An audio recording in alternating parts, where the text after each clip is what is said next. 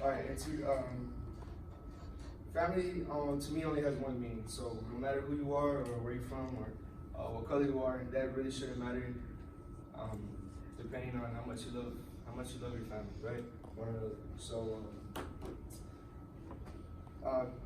being half Mexican and half black, growing up, you saw the type of ways people would look at you or treat you, or like their thoughts about you would come to life or come out of life.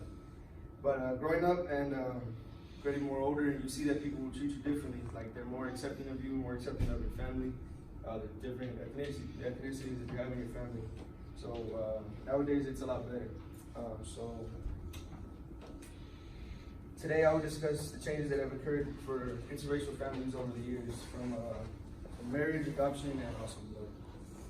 So in the 60s, interracial marriages were actually outlawed, and they're outlawed. Nobody wanted them. So that was until Mildred and Richard Loving came, and they actually made it all right for people to get married from different races. It was in 1967, June 2nd, that the ban was lifted for interracial marriages to get married. And now that they got married, interracial marriages have amounted to 17% in the U.S., which is actually 11 million people now that are married. They're of different races. So now that I'm talking about marriages, I will move on to adoption. In the U.S., there are over 400,000 children that have to be adopted, or that need to be adopted. African American children, along with Hispanic, are less likely to be adopted than white children. Roughly 50% of the children adopted from the U.S. are white.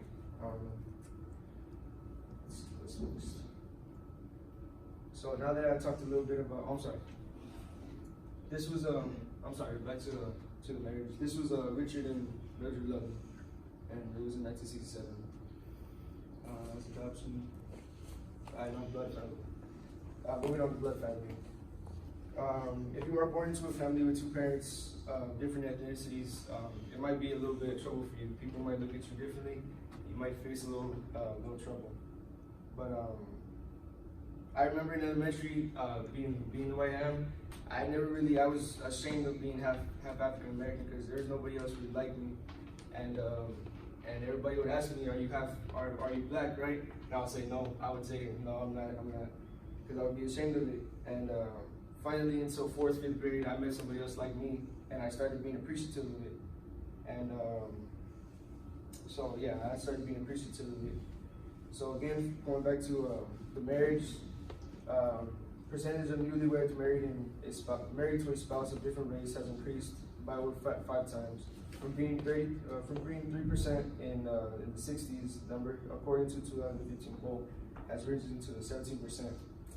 So in conclusion, thanks to Richard and Mildred, people nowadays are more accepting of interracial marriages and a family of different races coming together. Thank you. Great time.